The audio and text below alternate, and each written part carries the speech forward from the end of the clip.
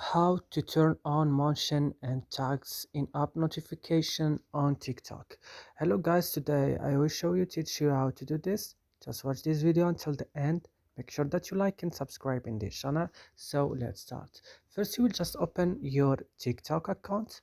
Then when your TikTok account is open, you will just go down on your profile, then click, and then you will go to this three line at the top of the screen. Then you will go to settings and privacy, and then after this you will go to notification and then click in app notification. Then you will find mention and tags. Now you have to turn on this option by going here on this icon and turn on this by clicking here on this place. And that's it guys. I hope this video is useful for you. Don't forget to like and subscribe in our channel, and see you next video.